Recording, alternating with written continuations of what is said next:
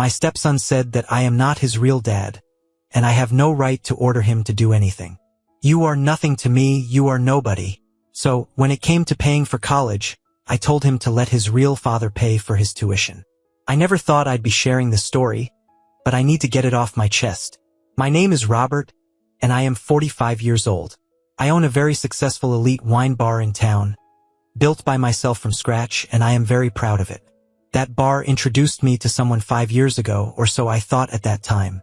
Melissa was a bookkeeper I had hired to help manage the financial side of my business. She was smart, efficient, and had a quiet elegance that intrigued me. She wasn't just good at her job. She had a warmth about her, something that made late nights going over financial reports a little less tedious. At first, we kept things professional. She was new to the team, and I didn't want to overstep. But as weeks passed, I found myself lingering in her office a little longer, coming up with excuses to check on her work, just to be near her. Eventually, I made the first move. "Let me take you to dinner," I said one evening after we'd finished reviewing the books. She hesitated a moment, then smiled. "Are you asking as my boss or as a man?" "As a man." That dinner turned into another, then another, and before I knew it, we were talking about a future together. Everything seemed perfect. Melissa was attentive. Her son Ethan was polite and well-mannered, and I felt like I had finally found the family I'd always wanted. 1 year into dating, we got married, and Melissa and Ethan moved into my house. At first, everything went really well. I just dove headfirst into being the best stepdad I could be. I took Ethan to sports games, helped him with school projects, made sure he had everything he needed. I paid for family vacations, bought him all the latest sneakers he wanted, and did my best to give him the type of life I wish I had when I was his age. He would see his dad from time to time, which, if I am being frank, I was never fully comfortable with, knowing what I did about the past. From what I knew, Kevin used to practically burn down their old apartment multiple times while drunk, which is why he lost custody in the first place. But Melissa had insisted it was important for Ethan to maintain that connection, and that his father had gotten sober. "He's still his father," she'd say whenever I voiced my concerns. "Ethan needs to know his dad still cares about him." The one time I saw Kevin at a school event, he didn't appear sober to me. There was something about the way he swayed slightly while standing still, the way his eyes couldn't quite focus. But I kept my mouth shut. After all, who was I to interfere? I was just the stepfather, right? God, if only I had known then what I know now. If only I knew then my wish to be the perfect stepfather may have blinded me from what was really going on. But hindsight is 20/20, right? And the real trouble hadn't even begun. Not even close. Before I knew it, time flew, and it was Ethan's 18th birthday. Both his birthday and graduation were looming, and that had him walking around the house like a nervous wreck. He would always say, "What if something goes wrong? What if people don't come? What if this isn't perfect?" One evening, finding him overthinking, I put my reassuring hand on his shoulder. "Hey, everything's cool," I said to him. "As a matter of fact, I've got a brilliant idea. Why don't we hold your party at the bar? We can reserve the best section in the house." Instantly, his eyes lit up.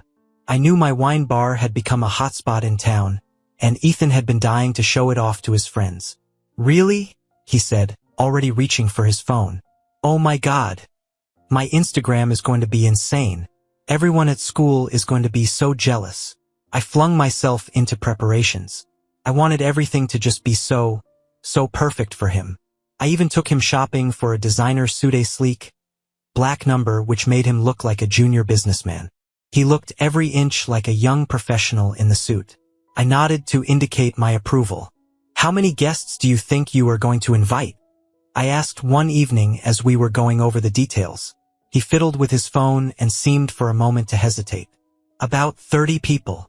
"Great. Can you send me a guest list so that I might make sure we have enough space and food for everyone?"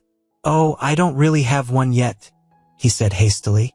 "Just plan for 30. Okay?" In retrospect, I wish I had pushed on the list.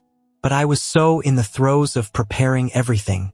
The tables were set, the lighting was golden and warm, and the atmosphere at the Upper West Wine Bar was nothing short of just right. It had been transformed into the perfect venue for an 18-year-old's birthday. Sophisticated yet young, with a select menu of virgin cocktails and hors d'oeuvres.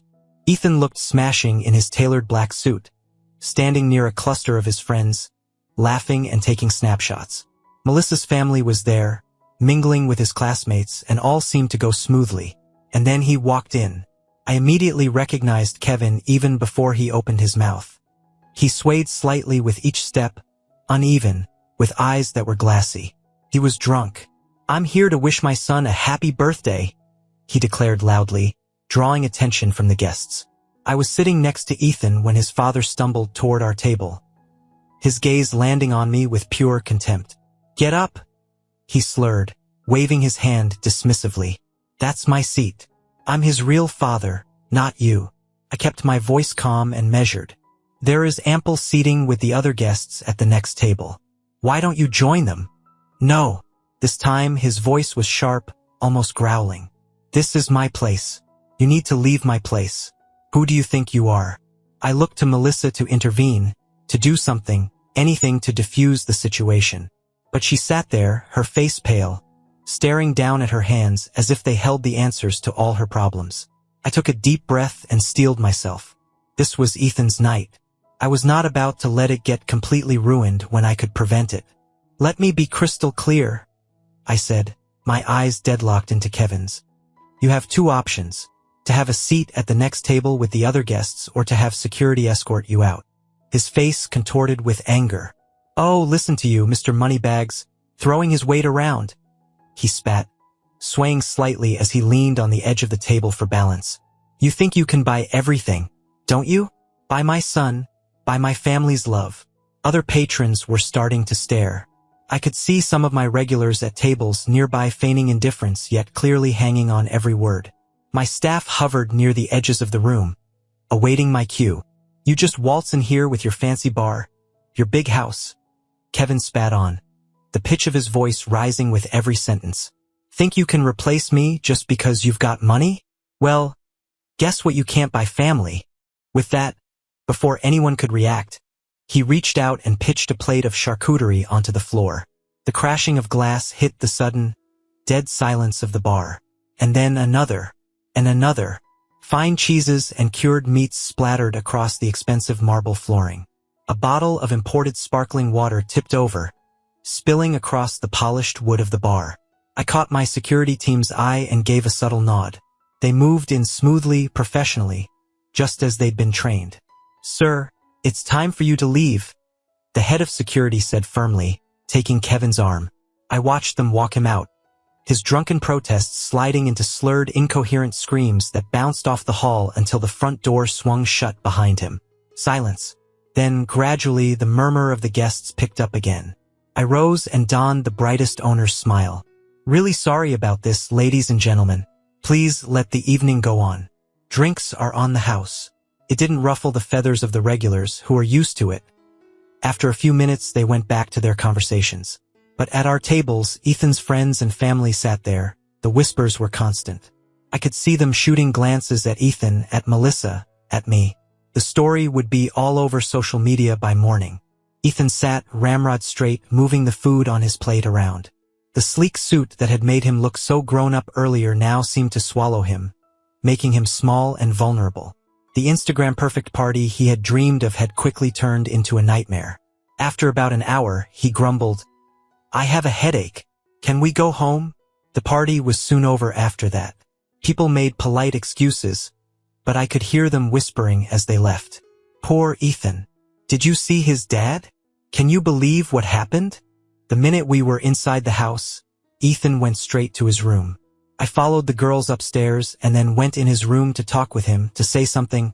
The next morning, the morning after the disastrous birthday party, Ethan came down to breakfast with circles under his eyes. He took his chair, his eyes looking down into his lap.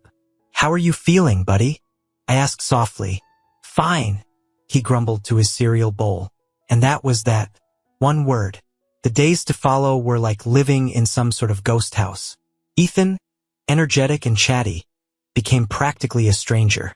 Every time I entered some room where he was talking to Melissa, he'd shut down, like someone had hit a mute button.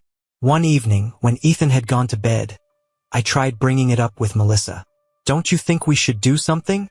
Maybe get him to talk to someone?" She waved a hand dismissively. He's fine. He's just processing what happened. Give him space. But it wasn't fine. None of this was fine. Despite the tension in our household, we all attended Ethan's graduation ceremony.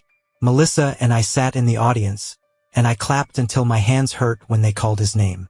He looked great in his cap and gown, and for a moment it seemed to me as he glanced our way and smiled maybe things were finally getting better. Of course, we held a party later in the house.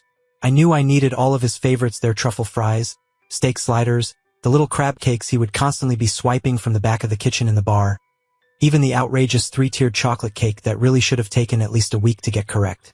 His classmates came over, and for a while, the house was filled with laughter and excited chatter about college plans and summer vacations. For a few hours, everything felt almost normal again. Ethan was smiling, talking, looking like his old self. I started to relax, thinking maybe we had turned a corner. Then his phone rang. Ethan went out into the hall to answer it, and when he came back a few minutes later, there was something different in his face. A quiet resolve. He came to me directly for the first time in days with any degree of willingness. "My dad's coming over," he said. "He wants to congratulate me on graduating." My stomach dropped. "Absolutely not," I said without a second's hesitation, the fresh memories of his birthday disaster still fresh. "Ethan, think about what happened at your birthday. He showed up drunk, caused a scene, destroyed property. That was your fault." Ethan cut me off, his voice rising. "None of that would have happened if you had just moved and let him sit down. He's my real dad. You should have just stepped aside." I stood there, feeling like I had just been punched in the gut. All this time, after days of silence, this is what he had been thinking? That I was the one to blame? I turned desperately to Melissa, hoping for once she would say something, just step up and be the mother Ethan needed. "Melissa, please," I said. "Tell him how inappropriate his father's behavior was at the birthday party." But she sat there, looking at her hands as if they held the secrets to the universe. The same silence. The same cowardice I had witnessed at the wine bar that night. Something inside me snapped. 5 years of being the perfect stepfather. 5 years of treading on eggshells. 5 years of making excuses for everyone else's behavior. 5 years of swallowing frustration. And it all came pouring out. "Listen to me, Ethan," I said, clear but firm. "That was my wine bar. I set that whole party up for you. I got you that damn designer suit you wanted. I did absolutely everything to make that night. And your dad? He arrived drunk, publicly shamed you, and now has property damages. He did not even get you a present, Ethan. What he did was bring chaos and embarrassment." In an instant, Ethan's face turned from angry to furious. Ethan's face went from angry to absolutely furious in an instant. "Oh my God, here we go again," he shouted, throwing his hands up. "It's all about the money with you, isn't it? I paid for this. I bought that you think because you have the money, you can control everything." He spun around to face his classmates, who were standing awkwardly in the living room, obviously wishing they were anywhere else. "My real dad will be here soon," he said with a bitter laugh. "It'll be nice to finally have a normal person here instead of this." He gestured to me as if I was some filth he had stepped on. "Your father is not coming into this house," I tried to say, modulating my voice against the rise of anger and hurt inside me. "Not after what happened at the bar." That was when Ethan totally lost it. His face flushed red, and he began yelling at me in front of all the guests. "You're not my dad," he shrieked. "You're nothing to me. You're nobody. Who do you think you are to tell me what to do? Keep your nose out of my life. You're just some guy my mom married for his money." The room fell dead silent. I could see his friends fidgeting uncomfortably, some checking their phones, others fascinated by the ceiling. Ethan turned back to them, his voice dripping with venom. "Let's get out of here. I don't want to celebrate in his house anyway." He emphasized the word his like it was something filthy. His friends quickly filed out, no one making eye contact with me. The front door slammed so hard the windows rattled. I stood there, alone amidst my own apartment, surrounded by abandoned food and scattered plates, hit by a virtual truck. This had to be it. It had to have been enough that finally, at last, Melissa would say something. She would have to rise to my defense after this, wouldn't she? Melissa cleared her throat. When she spoke, she was cold, detached. You had no right to throw the house and money in his face like that, she said flatly. You didn't need to remind him this is your house, that your money pays for everything. That was low. I stared at her, seeing her for the first time. You've got to be kidding me right now? Where were you when your ex was hurling plates across my wine bar? Where were you just now when your son stood up in front of his entire graduating class and started screaming insults at me? Melissa just shook her head, as if I was the crazy one. You're the adult here, she snapped. You should know better than to get into an argument with a teenager. I let out a bitter laugh. And you should know better than to bury your head in the sand like a coward. I shot back. But that's what you do, isn't it? You just sit there silently while your ex-husband and your son treat me like garbage. Well, guess what? I'm done being everyone's punching bag. Melissa's face clouded, and she didn't say a word more. Turning, she started upstairs and, after a few minutes, I heard the slamming of the guest room door. The next morning, the breakfast felt like a funeral. Melissa sat across from me, sliding scrambled eggs listlessly around her plate, while carefully avoiding eye contact. I was just getting ready to rise and leave the table when Ethan lurched into the kitchen still dressed in last night's graduation party attire. I caught his alcohol breath about halfway between his door and the table. I glanced sideways at Melissa, just waiting for something. Anything regarding her teenaged son reeking of booze coming home at 9 in the morning. But, as was often the case, she said nothing, only stared at her plate. Where have you been all night? I asked neutrally. Ethan turned to me, his bloodshot eyes full of contempt. None of your business, he sneered. You're not my dad. You're not anyone. Just some empty space taking up room in this house. Then he turned and stumbled upstairs to bed. Melissa just sat there, silent. Again. By this stage, I was thinking silence was some kind of superpower that she possessed. The week that followed was like trying to live in a house plagued by the poltergeist from hell. Ethan wouldn't speak to me directly at all. Instead, he'd talk about me as if I weren't there. Dad, he'd say to Melissa, pointing at me like I was a piece of furniture. Can you ask your husband to pass the salt? Or he'd walk into a room and say to his mother, this guy is in my way. And then just stand there waiting for me to move. I said nothing, kept watching. 5 years I had wasted trying to be the perfect stepfather. Now I was out. Let them show their real colors. And boy, was I in for a show and tell. Sunday, Melissa and I sat down to another silent dinner when Ethan burst into the dining room, waving an envelope around, like he'd just won some kind of lotto. Dad, I got in, he exclaimed, practically bouncing up and down. NYU accepted me. I got into my dream school. I watched him run up to Melissa, hugging her tightly. Both of them were grinning from ear to ear. Then Ethan turned to her and, with a smirk that I will never forget, said, tell your husband he needs to pay for my tuition. Something inside me just snapped. I smiled, but not a warm, happy smile. A cold, sharp one. I won't be paying for your college education, I said clearly. You've made it very clear that I'm not your father. I'm nobody. Remember? Well, guess what? This nobody's wallet is closed. Why don't you ask your real dad to pay for college? Ethan's face went an alarming shade of red. You vindictive piece of... He started, shaking. Tears brimmed in his eyes, but I felt nothing. You're doing this to punish me. You're just evil. I stood there, feeling strangely calm as he hurled insult after insult at me. It was like watching a storm through a window. I could see the chaos, but it couldn't touch me anymore. Mom! Ethan whirled to Melissa. Make him pay. He has to pay. Melissa cleared her throat, adopting that patronizing tone I had grown to hate. Come on, honey. Quit joking around, she said to me. You know you need to pay for Ethan's education. I pushed my chair back and stood up.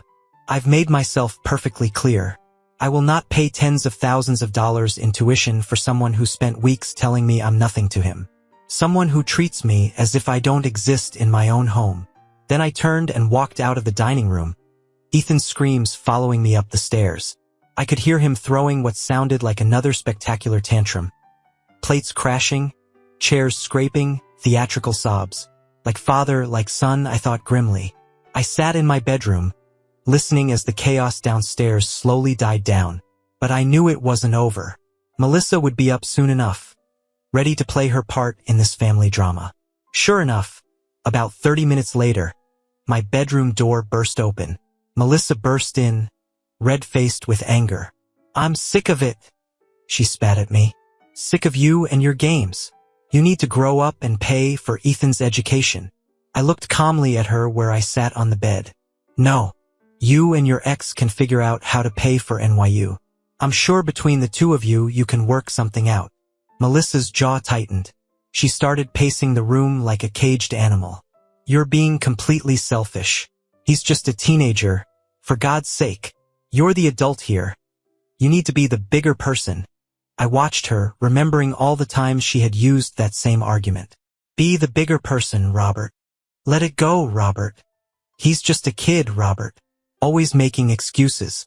Always smiling, nodding, and opening my wallet as they treated me like dirt. I took a deep breath and slowly let it out. "A teenager who's old enough to know better," I said quietly. "A teenager who has made it very clear how he feels about me. Why should I invest in his future when he has shown me nothing but contempt?" Melissa stopped her pacing and slowly turned in my direction. Her expression was cold. "Fine, then let me make this simple for you. Either you pay for Ethan's education, or I'm filing for divorce." She clearly expected me to cave, to break down, cry, or beg her not to leave, to pay instantly. That is what the better of man would do, right? I shrugged. "Okay, get divorced." The expression on her face was almost comic. Her mouth opened and closed a few times, but words wouldn't spill out. Apparently, she had not expected me to call her bluff. "I will call my lawyer first thing in the morning," I said, my voice firm. "Until then, you and Ethan can start finding yourselves a new place to live." Melissa said nothing but stood looking at me, almost for the first time. Finally, with no words said, she turned and left out the door, closing it quietly behind her. The next morning, I came downstairs to find Ethan already at the dining table, waiting for me like some sort of ambush. The scene was perfectly staged. Ethan with his red-rimmed eyes, Melissa with her carefully practiced look of concerned authority. "Honey," Melissa said, smiling that manipulative smile I had somehow never noticed before. "We've all had a chance to calm down and think about things." Ethan nodded profusely, like a well-bred puppet. "We all just overreacted yesterday," he said, his voice dripping with honey. I stood in the doorway, feeling a strange sense of clarity wash over me. It was like I was seeing them both for the first time. Really seeing them. Melissa kept going, her voice taking on that reasonable tone she always used when she wanted something. "We're family. Families fight, but they also make up. And since you were the one who escalated things with this whole college situation, it would mean a lot if you took the first step toward reconciliation." Ethan jumped in right on cue. "Yeah, and if you helped with tuition, it would show that you're really sorry and want to make things right." I almost laughed. They really thought they could manipulate me this easily? That all it would take was some fake remorse and rehearsed lines about family? "Actually," I said, pulling out my phone, "I just got off the phone with my lawyer 5 minutes ago. The divorce papers should be ready by this afternoon." Their expressions changed in a flash. Ethan's fake smile vanished, and his face showed shock. Melissa's face turned that familiar shade of angry red. I turned to Ethan. "Congratulations," I said flatly. "You won't have to deal with your not dad interfering in your life anymore. Isn't that what you wanted?" Ethan burst into tears, real ones this time, not the calculated ones from before. But I was done being manipulated by teenage tears. Melissa sprang to her feet so hard her chair almost toppled. Without another word, she stormed upstairs. Moments later, I could hear her yanking drawers open, slamming closet doors. They packed in dead silence. No more abusive speeches. No more insincere apologies. Just the sound of suitcases being filled and doors being slammed. I thought it was finally over. I was wrong. The messages started that same night. First from Melissa. "We all said things we regret. Let's talk about this like adults." Then from Ethan. "I am so sorry if I hurt your feelings. But you are really being totally unfair about college. When I said nothing, they got meaner. You are being obstructive and destroying this family. I hope you enjoy being all alone with your money. You'll be sorry later when you are old and alone with nobody. I said nothing. The divorce was quick since I had made sure there was a prenup. Naturally, Melissa tried to fight it, but my lawyer took care of it quickly. She got nothing. Not a penny of my wine bar's profits. Not a dime of my savings. I still hear things about them sometimes through mutual friends. They're living in a small apartment across town. Ethan couldn't afford NYU and is now working at a mall somewhere. Melissa is struggling to restart her accounting career, but it's not going well. I have since then redecorated the house, gotten rid of all the furniture that reminded me of them. The place feels bigger these days, lighter somehow, or maybe that's just me. Finally free of the weight of trying to buy love from people who were only ever interested in selling.